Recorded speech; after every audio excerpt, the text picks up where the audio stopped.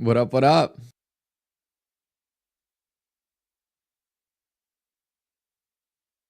We'll be there in a second. Hold up.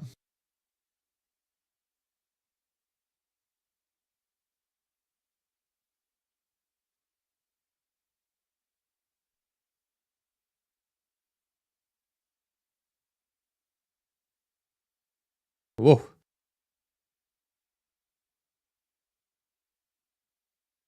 Alrighty, I think we're pretty much locked in here. Oh, almost ended the live stream. That would have been bad.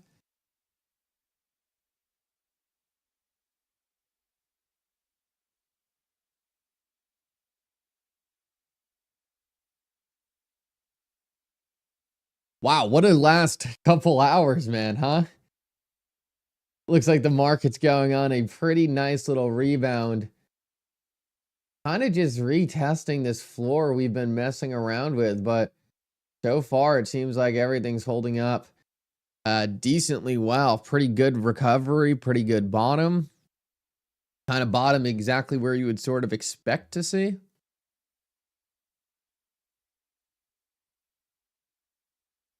Which is awesome to see.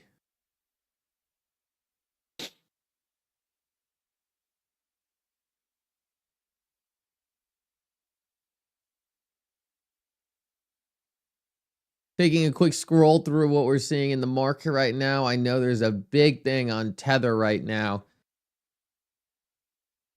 It's looking more likely to me than ever than Tether is going to have some serious issues in the United States. It doesn't look like to me they're going to comply with the new stablecoin bill that looks to be being proposed, which obviously would open the door wide open to Ripple coming in and kind of dominating the regulated stablecoin market. Note, one of the biggest things that a lot of the pro-Tether people were saying was, oh, well, they're going to figure it out in the United States. Tether's going to have to make significant policy changes to be able to operate in the United States. Significant policy changes.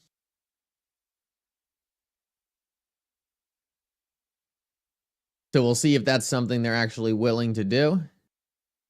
Right now, based on how Tether reacted to MiCA in the EU, I don't see that taking place.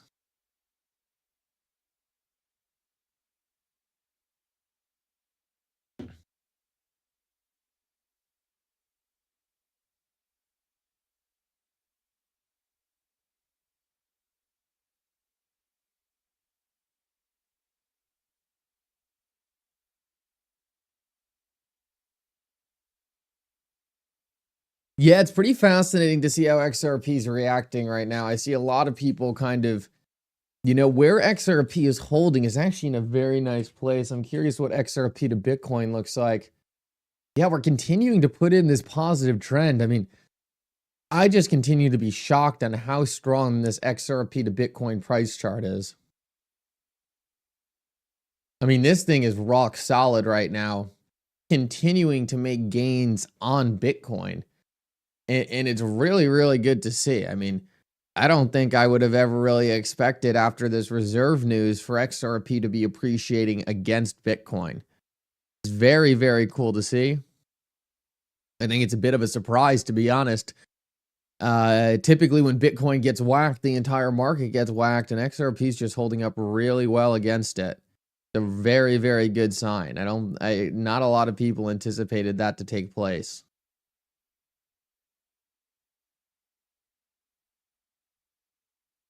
We seem to have a pretty large capitulation in the stock market as well, though, which is also a very good sign. Last night I was looking and Tesla was down close to 15%, which is a very good sign for general capitulation in the market.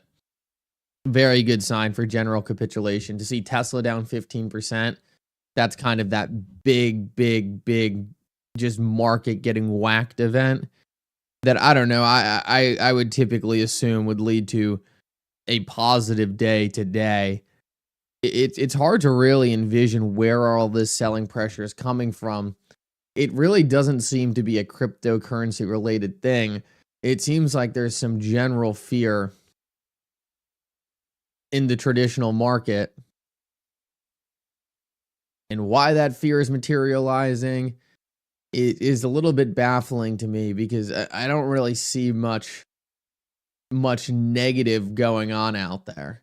You know, there's definitely things like tariffs that people are worried about, but it just doesn't seem like it meets the standard of being something, hey, we really need to be selling off equities because of.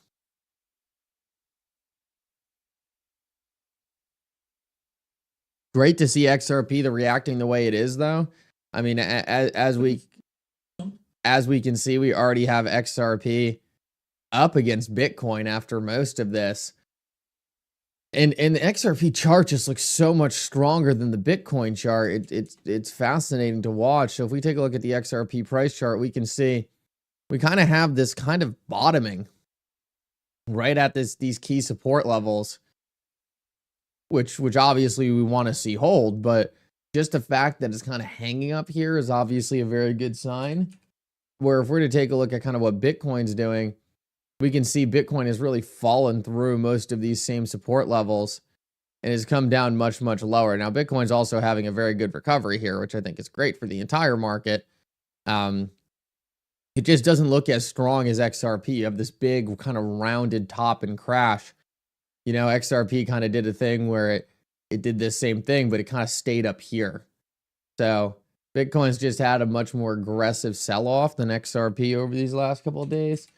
And you kind of see that in the XRP to Bitcoin price chart as it kind of moves up against Bitcoin. But here we have XRP. If we're to just zoom out and take a look at the weekly chart, we can see we're obviously still in a very good standpoint in terms of trading up on top of those previous all-time highs. And it just seems like a bit of a loading zone, or kind of on that launch pad for that next big move. So everything looks really good from that aspect. I would have been much more worried if we saw XRP kind of crashing through some of these levels. But so far it's held up very, very well. And we're going to have to continue to monitor it. But man, you don't typically see XRP really holding up better than the rest of the market. And I think it just goes to show the amount of big money flowing in. Silver Days, good to see you.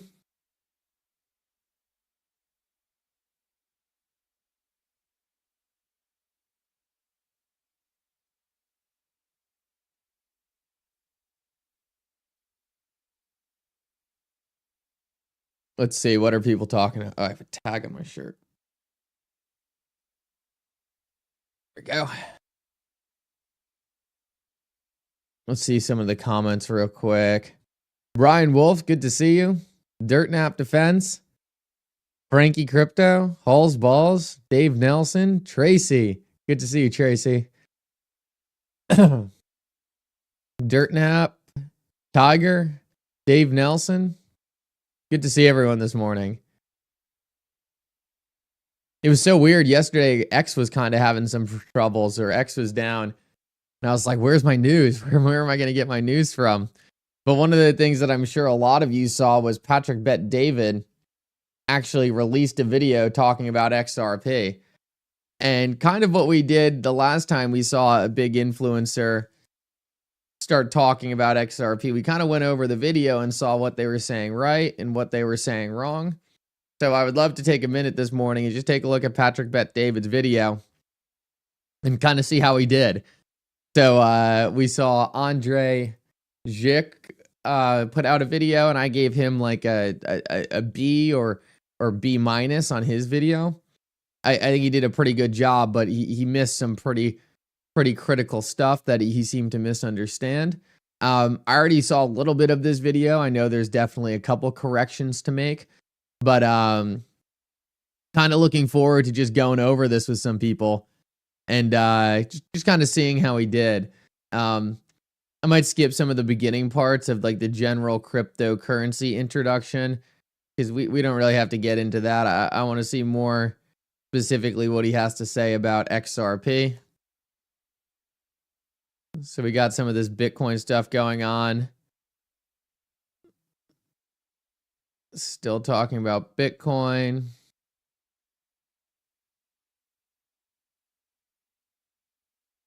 All right, I think this is where he starts talking about XRP. So we'll take a listen to this. Just take a look at kind of what he gets right, what he gets wrong, and see how he ranks among some of the other people who have been making XRP videos recently. There's been a lot of new people kind of talking about XRP. I think Economic Ninja, he got like a D. His video was pretty terrible. But let's see how he does.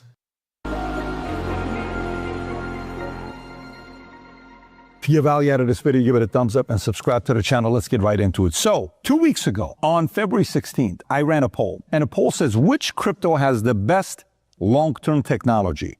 I didn't know what it was going to come up. I'm not a crypto guy. My audience is not a crypto community. It's very neutral. I put Ripple, Bitcoin, Ethereum, other, explain why. At the lowest was Ethereum, 9%. Other was 12%. Bitcoin, whom I thought was going to be 70%, was 35%, and Ripple came up at 44%. This is 179,000 people voting. So it's not 200 or 800 or 10,000. It's nearly 200,000 people voting. Then Gary Cardone retweets it and says, when people run a poll like this and they don't know what they're talking about, this is why people get confused. No problem. Then I challenge him. Why don't you run the same exact poll I run and let's see what it does on your audience? I don't know. I'm not a Ripple guy. I'm not a Bitcoin guy. I'm not an Ethereum guy. I'm a business guy. He runs it. The results when he runs it is the following. He said, you are 50 years old, worth $10 million, and going into suspended hibernation for 8 years, escaping complete world chaos. You are required to make 100% investment in one of the following and have 1 hour to make a decision. XRP, Solana, US dollar, Bitcoin. XRP 67%. Bitcoin 30%, 23,000 people voted. I think this was taken down afterwards. Why? I don't know. When you look at what Bitcoin is versus XRP, you'll see. One is centralized, one is decentralized. Bitcoin being decentralized, the other one being centralized. So that's probably the first pretty big mistake he's made there. Obviously, he's a little confused on the Ripple or XRP terminology. Totally understand. The centralized versus decentralized. That's a pretty tough mistake. We'll have to call him out there. Learning experience. We'll give him the benefit of the doubt there. I'm throwing him a little bit of a bone here because he roasted Gary Cardone to start off. So we'll give him we'll throw him a bone on the centralized versus decentralized thing. The hardest thing for someone like Patrick Bet David, like learning, is like he's going to be very confused on why so many Bitcoin maximalists are saying it's centralized. He probably has a lot of people he respects who just are anti-XRP people telling him it's centralized. So we'll throw him a bone there. General misunderstanding, but that's all right. Centralized, maybe faster, maybe public, like the Federal Reserve, people know about it. Decentralized, there is little regulation on it. There is not much control over it. So there's the two benefits for both. If somebody is a person that believes in diversification, there's an element for both that's needed. Now, for actual usage of the technology, when you pull it up and you compare the two against each other, here's what you'd come up. When it comes down to transaction speed, you notice Bitcoin 10 minutes, XRP 3 to 5 seconds. Transaction cost, high during congestion, XRP very low. Decentralization, we talked about that. Use case, store of value, person to person, XRP cross-border systems, supply 21 million, XRP 100 billion. Energy use is high, XRP low. Adoption, broad, mainstream, XRP niche, institutional. So if you look at this, of course, like, well, then XRP is better. That's what I'm going to be doing. You pull up another chart. This other chart talks about transactions per second. Okay, average block time. Bitcoin, 10 minutes. Litecoin, 2.5 minutes. Ethereum, 15 seconds. Ethereum 2.0, 12 seconds. Ripple, 3 to 5 seconds. Solana, 0.4 seconds. And you can go down and look at all these other guys. So the argument that's being made about what this one, what about that one, what about this one, then you look at numbers of the price of Bitcoin versus price of Ripple. When you look at the price of Bitcoin, of where it is today and where Ripple is at, this is what you'll notice. Today, Ripple is give or take $244. Bitcoin today, give or take $86,000, okay? If you go back 4 years ago, Ripple's high was $1.65. Bitcoin 4 years ago was $64,000. If you go to 2017 to 2018, Ripple high was $384. Bitcoin was $17,800. To let's just say $86,000 to $100,000, it's 6x, let's say 5x, while Ripple has actually gone down. Now, of course, there's a pending lawsuit. Is that going to get cleared? You know, security, is it a security? Is it not? President Trump, he's mentioned an XRP. And what's kind of weird in his whole Truth Social post, you know what's the first cryptocurrency he puts in there? It's not Bitcoin. It's not Ethereum. It's not Cardano. The first one he puts in there is XRP Ripple. Why? You saw the CEO of Ripple, Brad, coming out there kind of talking, and people are saying, hey, we ought to look at this. What if the case gets dropped? What if that doesn't happen? Gary Gensler's no longer there. Gary Gensler was not a big fan of Ripple. There's all these videos that we've seen behind closed doors on what's going on. Here's all I'm saying. Just so you know you're watching this, let me confuse you a little bit. I own way more Bitcoin than I do Ripple. I own very little Ripple. I don't want this thing to be an endorsement of Ripple. For whatever I own of Bitcoin, I own a tenth of it in Ripple, just to make things. Ethereum, I own 3 times Ethereum than I do of Ripple. I'm just looking at it on what direction is going to go. This is like a digital Fort Knox for digital gold. So, And this is something you believe in fully? 100%, yeah. Okay, and the whole community believes in it. Very good. And I made the promise, right? Absolutely. What does that really mean? When you look at Ripple in the first place, technology company founded in 2012, focused on revolutionizing global payments through blockchain-based solutions. It develops financial infrastructure that enables fast, low-cost, and efficient cross-border transactions. The owner is SPI Holdings and Andreessen Horowitz, well-known company. We know Andreessen Horowitz. They own a lot of different things. Remember earlier I told you all these big financial institutions have invested into Bitcoin. We talked about Morgan Stanley, all these other guys. When it comes down to Ripple, do you know 300 financial institutions already use Ripple Net as of 2024, one of them being Bank of America. Bank of America uses them. American Express uses the technology that Ripple Net has. So it's not like others aren't starting to gradually behind closed doors say, maybe we need this technology, because when it comes down to CBDC, Ripple partners with government to build blockchain infrastructure for CBDC. Everybody's trying to find out, hey man, we got to build something here. Whose technology do we use? The government decides to team up with Ripple's 2024 partnership with central banks, and its stablecoin launch signal this direction. So they're already making that progress. What is the next big event that happens? Is the settlement, is the issues they're having with SEC. If those things get dropped and it's done, you may see a big growth and a spike with Ripple. And by the way, if you're a crypto person yourself, you're probably furious saying, why are you not mentioning Solana? Do you not realize their blazing speed and the fees and what they got and the market cap, $80 billion? Solana is better than XRP. Here's what I've learned, guys. There is like 50 religions in cryptocurrency, and everybody talks about their coin is the best one. But you know what happened? If we take everybody that tell us what their coin is the best one, and then we ask them to actually open the wallet to see what coin they have, the coin that they own the most of, that's the best coin in the world. My interest is, I hear you, you sound convincing. I hear you, you sound convincing. I hear you sound convincing. For a person that is not in the business of sitting there spending 200 hours to look at everything here, diversification is for someone that says, let me see which one's gonna go. I'm gonna try a little bit here, a little bit here, a little bit there. For someone that doesn't want to specialize in this, it is something you have to pay attention to. Here's why. Let's just say XRP decides to, all of a sudden, they replace SWIFT. Let's say that happens. If XRP replaces SWIFT and FedNow, you know what happens? Let me give you some numbers here. XRP's ledger processes transactions in 3 to 5 seconds at nearly no cost, making it significantly faster and cheaper than SWIFT. So SWIFT processes $5 trillion daily, or 1.25 quadrillion annually. If you didn't know what that was, quadrillion annually, SWIFT. If XRP captures 5 to 10% of volume, let's just say 10% of volume, $125 trillion annually. The demand for XRP, by the way, it could be any of these other technologies we're talking about. Analysts estimate that a $10 trillion market cap could push XRP's price to $100 per token, with full replacement potentially driving it up to $1,000. Now, who those analysts are, I'm willing to bet those analysts own Ripple. And that's why they're writing this. Hey, analysts, just because I say analyst says, it doesn't mean they're 100% right, but yeah, it is a way of looking at what could happen with this. If this were to happen, it's a big deal. Now, the roadblock that they have are a couple things. One is the SEC lawsuit that has slowed adoption, but a resolution could boost institutional confidence, regulatory approval, especially in the US, is critical for widespread adoption. Let me unpack the legal trouble. Let's just go back 4 or 5 years so you kind of know what's going on here. December 22nd, 2020, the SEC filed a lawsuit against Ripple Labs and its executive, Brad Garlinghouse, alleging that the sale of XRP constitute an unregistered securities offering worth over $1.3 billion. Then in April of 2021, Judge Sarah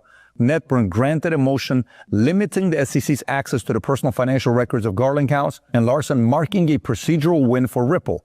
Then 2 years later, July 13, 2023, Judge Annalisa Torres issued a mixed ruling. XRP was not deemed a security when sold on public exchanges, but institutional sales violated securities law. Ripple was fined $125 million, significantly less than the original $2 billion. Then we go to October 2024. SEC filed an appeal against Judge Torres' ruling, seeking clarity on XRP's clarification. All right, I'll cut it off there for now. Overall, I think it's a pretty good attempt. I would probably give it, honestly, lower than Andre Zhik's video. I would put his at more of a B after watching this. I would put this more at like a C+, like C. He definitely highlights a lot of very good things there. I think he really is just starting to understand it. One of the things I do like about Patrick Bet-David's video is he's very open in saying that he doesn't really understand this stuff, right? So he's not going out there saying like, hey, I'm an expert on this, right? Listen to me. I know exactly how this stuff works. He's very transparent in the video saying, look, I just found out about this thing. And therefore, I'll cut him some slack on some of the misunderstandings. Obviously, the misconception between Ripple being XRP and those kinds of things, you know, that's a bit of a confusing one for someone just getting in. I think we all kind of had a little bit of confusion on if XRP is Ripple XRP. Obviously, the centralization thing, that's a tough one. Yeah, that's a big hit to kind of what he's saying. If he came out and said they're both decentralized, obviously that would be a bit better.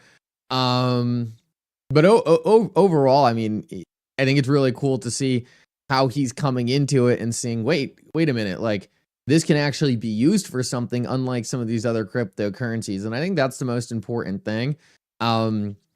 He clearly sees something there that is potentially very important. And I think that's the more important thing about everything that's being talked about here, is just that he sees this thing as being useful to global finance rather than necessarily being in a position where he has to go out, right? And he's not putting himself in a position where he's claiming to be an absolute expert on this thing and saying, okay, listen to me, this is how it all functions. So overall, I think it's great. I think it's awesome that he sees the utility. I think it's great that he's pushing in that direction. And I think more and more people are going to kind of jump on board. Oh, yeah, no, it was a very strong endorsement, right? And I think if he better understood it, he would be even more pro XRP. I'm going to send a tweet out right now.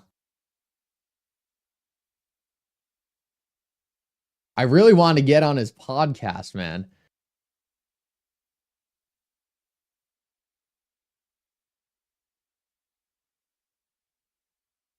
I really want to get on his podcast and talk XRP. But also I saw his comment section. He put out like a post saying, hey, who should I talk with XRP about? And most of the comments were Brad Garlinghouse. And honestly, I'd rather have Brad go on his show than me, right? So would love to jump on at some point. Would love to be able to talk with Patrick about XRP. I think I could really get him to be very, very pro XRP. Have you seen the comments on his post? No, I haven't seen the comments on his post. Let me take a look at the who should be on my podcast now. All right, 7.4 thousand posts. Here we go. Oh, this is great, Taylor. Great call out. All right, 7.4 thousand comments on this. Almost 1 million views. Brad Garlinghouse. John Deaton, Brad Garlinghouse. Brad Garlinghouse. It's all Brad Garlinghouse. Oh, this is great. This is great. Well, I think Brad Garlinghouse will probably be the next person on his podcast. So I would love to go on the podcast, but I'm not going to sit here and think I'm more important to go on the podcast than Brad Garlinghouse. That would be massive. That'd be massive. But I'll still throw my name in the ring. Who knows how busy Brad Garlinghouse is? I don't know if he's got the time or to be able to go on there and explain it, but something tells me Brad would be happy to do it. But hey, if Brad, if you need a backup, I'm here. Would love to go on the show and explain it to Patrick. I think I could really get him up to speed, and I'd really hit him on the centralization, decentralized thing, make him better understand the actual mechanics of the XRP ledger, kind of the differences, and he seems like he'd be a really fun person to talk about it with. So it's fun talking with someone about cryptocurrency who actually wants to learn. Like actually wants to better understand these things. Because, you can have a lot of conversations with people, and if it's just like they're looking for every reason to invalidate anything you're saying, that's less fun than actually having someone who is like, oh, I didn't understand that. Oh, that's very interesting. Oh, that's very cool. Tell me more about this, right? Those are the fun conversations to have. It's a lot more fun than just having someone who's like, oh, well, this, and it's like, all right, well, time to counter the next FUD point. So I think it'd be a ton of fun to be able to do that.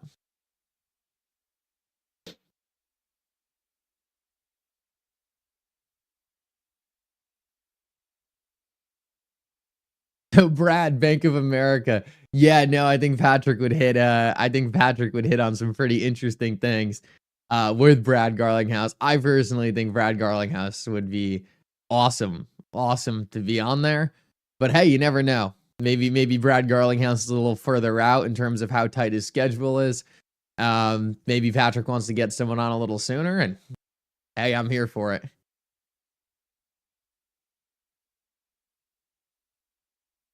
Tell us something we don't know about XRP. I don't know what your knowledge is on XRP.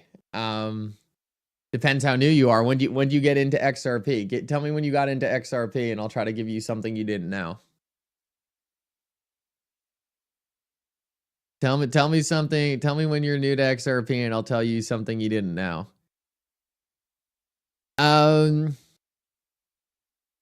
Here's an interesting one. Jesse Powell, the CEO of Kraken, used to be a Ripple employee, but essentially got mad that Ripple was gifting XRP to the creators of the XRP ledger, and then decided to leave. And that's where a lot of the blow up happened between Jesse Powell and the original Ripple founders. So Jesse Powell, the CEO of Kraken, was in fact one of the original creators of the XRP ledger, but eventually was mad because the OG creators were gifted XRP and he didn't get any. And that's sort of where that division happened. But a little bit of an interesting thing. Not a lot of people know that he was actually pretty heavily involved back in the day. Jeremy Hogan actually put out a very interesting tweet about Tether, and I wanted to take a look at this real quick.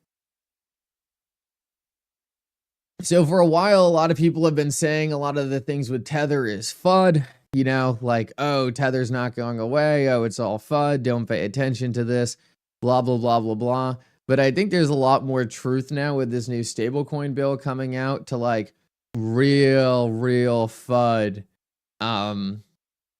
behind Tether. For a while, it was kind of one of those things you could sort of brush off, simply say, oh, well, I don't know much about that, right? We'll see what the United States actually does. It seems like Tether's got enough connections to make this work, enough money to make their business more transparent. But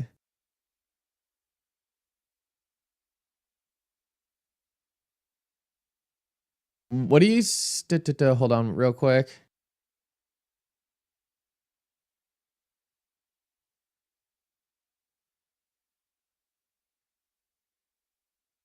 Trump administration is apparently preparing to sign an executive order that could rescind certain Federal Reserve policies that prevent crypto banks from accessing the so-called master accounts. Yeah, I do have confirmation that is correct. I do believe that is correct, Tracy.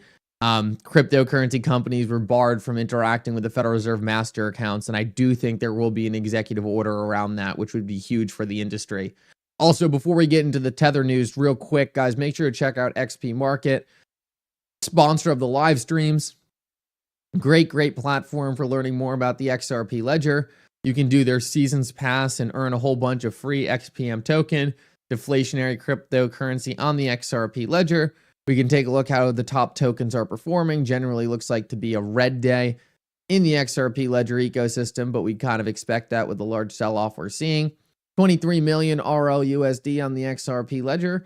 And if we were to take a look at what the top automated market maker pools are, we can see that the XPM XRP pool is the largest pool right now. Right now, the rates of return on a lot of these pools are in my opinion, not that enticing unless you're very, very good with these automated market maker pools. I like to show for transparency kind of what I'm up on the AMM pool I've been in. And since I've been in this AMM pool for a couple months, I've had a total of a $30 loss. So kind of shows kind of what impermanent loss can do. Even though I've been in this thing forever, probably farming a lot of fees, getting a whole bunch of stuff, doesn't always mean if you're not carefully watching that impermanent loss, you're just going to be sitting on something like a passive income. But wanted to share that with you guys real quick. Still a lot of great things to do on XP Market, swapping between different tokens. And guys, pretty soon we're going to start to see a lot of very, very interesting projects blowing up on the XRP ledger. And you're going to need a place to really monitor a lot of this stuff and see what new projects are coming. A very cool thing you can do is actually go to the DApp rankings and see what are the most popular dApps on the XRP ledger. And this is an interesting one. Here's an NA at the top. It's the first time I've ever seen this. I'm not sure exactly what this is, but it looks like whatever it is, it's toppling First Ledger at the number 1, which is crazy to see. But just to see the increased amount of dApps on the XRP ledger is super, super fun. I mean, this is something I've been waiting for a very, very long time, and just shows how quickly the XRP ledger ecosystem is expanding. So shout out to XP Market, sponsor of the live stream. Got to make sure to give them their props. And then let's talk about Eleanor Terrett's tweet about the stablecoin bill, because this is a great interpretation of what we're expecting, and a nice breakdown from Jeremy Hogan. I always love when something new legally comes out, because that means we get Jeremy Hogan back. He's been a great person in terms of interpreting a lot of this law and just breaking it down in a way I think the common person can understand.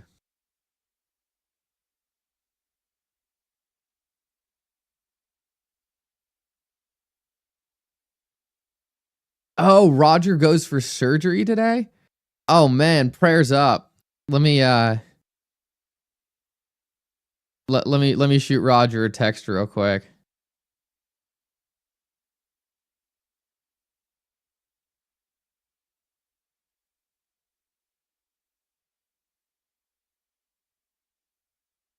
Yeah, huge shout out to Roger, man. Just a great individual. He's been an OG here. I just got to shoot him a text real quick.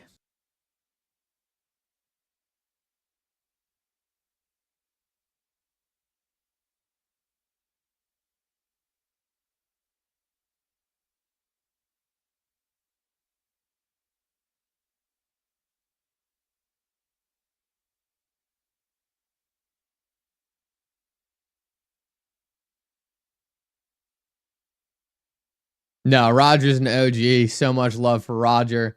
I'm sure it's just a pretty routine thing here. Talk with Roger a lot. He seems to be in great health. So prayers to you, Roger. And can't wait to have you back on the lives. All right, here we go. Let's go into the stablecoin news, as we've talked about. So Jeremy Hogan put out a post breaking down the Genius Act, which is the new stablecoin bill. I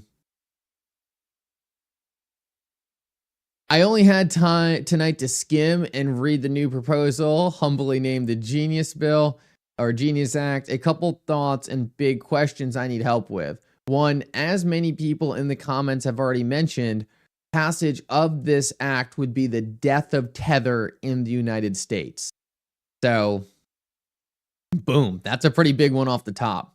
This bill is thick and meaty, addresses a lot of things, including interaction of the United States federal laws on stablecoins with foreign laws and state laws. I honestly couldn't take it all in. Okay, so this is very comprehensive. The reserve requirements, AML requirements, etc., all fall neatly for RLUSD and USDC. So specifically saying that Tether is going to have a very hard time with this current stablecoin bill, RLUSD and USDC positioned very well. Big picture, the legislation is explicitly making plans for stablecoins to interact with the digital banking system. The merge is being planned. Very interesting point right there by Jeremy Hogan, kind of saying, hey, this looks to be like that real first interaction between the legacy traditional financial system and the new and the new cryptocurrency related financial system. My question, the Genius Act requires that the issuer of any stablecoin have technology capable to comply with the terms of any law order. Later, the act defines the requirement and the technological capabilities to freeze, burn, or prevent the transmit of stablecoins.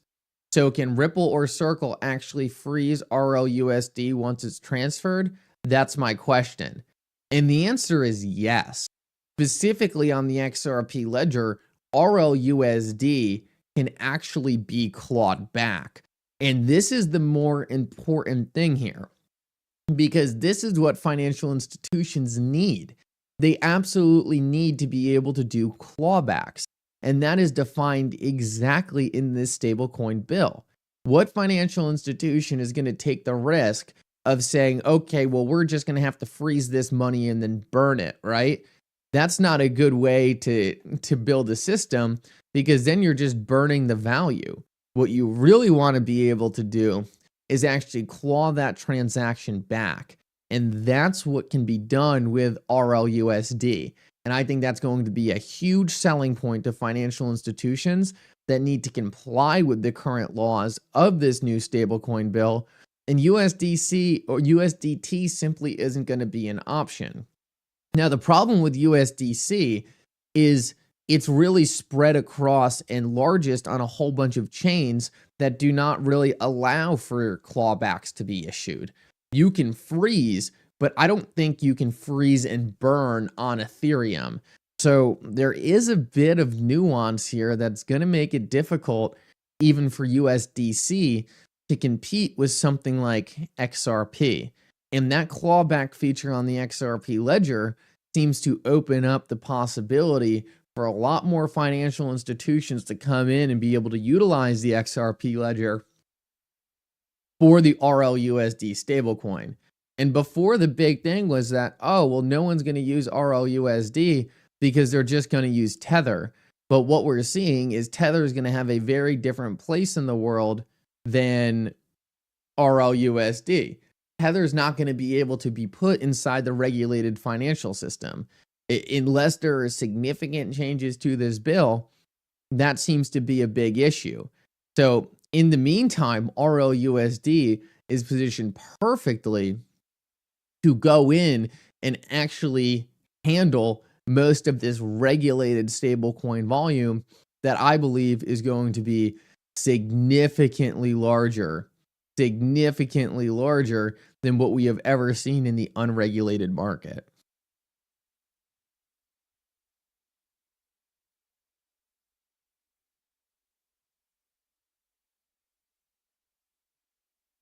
Brad Mills, good to see you. Brad Mills says nostro vostro in Latins means mine is yours, yours in mine. Very interesting. I had no idea, Brad. Thank you for sharing that. Yeah, it's really applied to the banking system.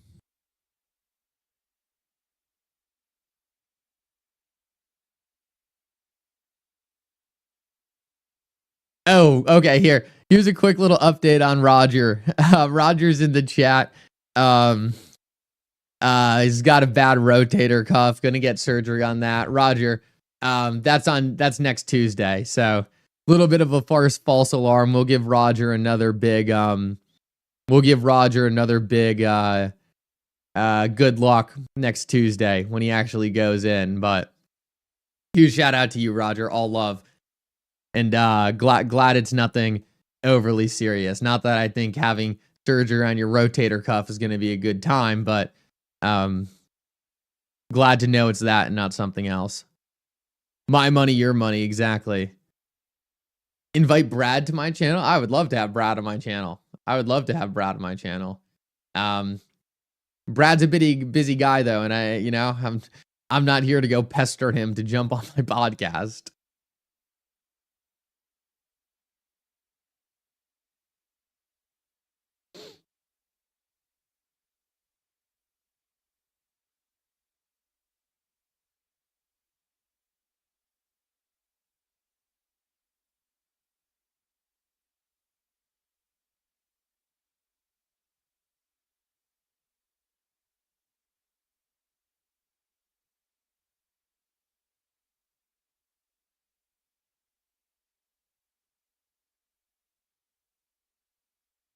I just had my rotator cuff done. It was real smooth. Oh, awesome, Brian.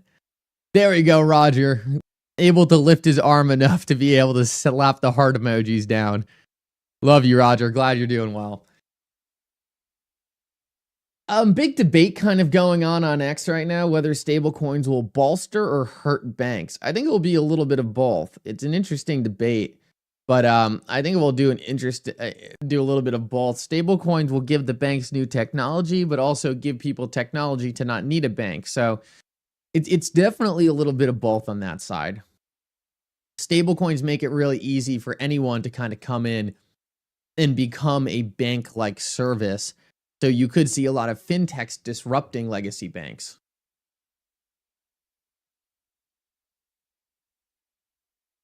I think the biggest winner from stablecoins is likely fintechs rather than legacy banks.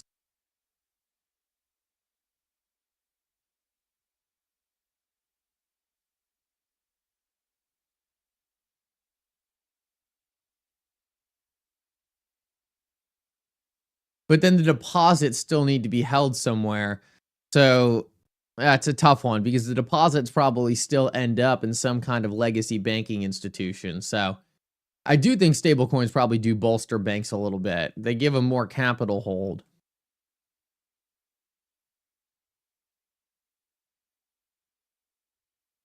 Scams? Well, that's so funny. Let me see what he's saying.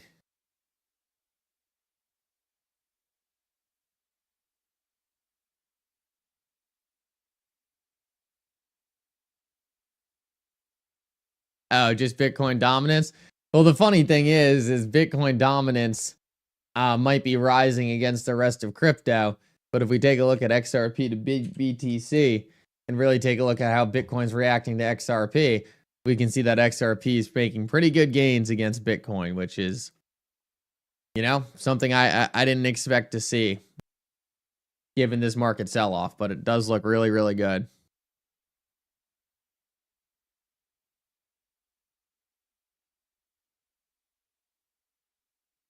I think Ripple workers are obligated to watch this channel during their work break.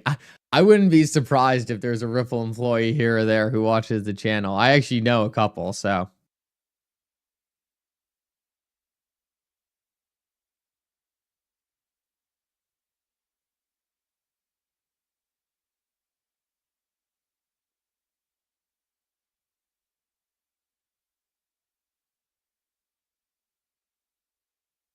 All right, guys, with that said, I've got to jump. Guys, I hope everyone has a great rest of your day. I got some things I got to take care of. Guys, I'll talk to you later. If anything